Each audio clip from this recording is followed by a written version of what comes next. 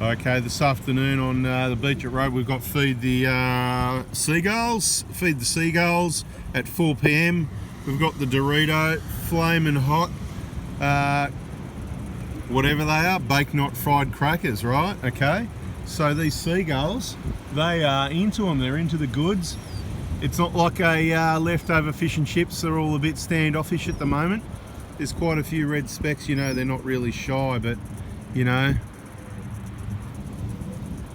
they're all going, what's the matter with these guys?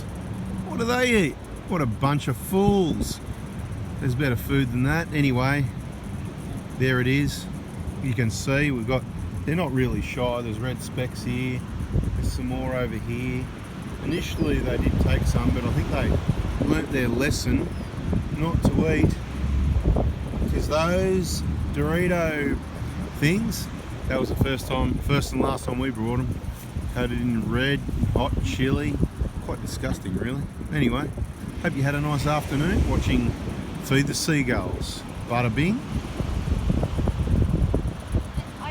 Bada bing. Bada boom. Bada bing. Bada boom. Bada bing. Bada boom. Bit of circle work in the red ute down on Robe beaches.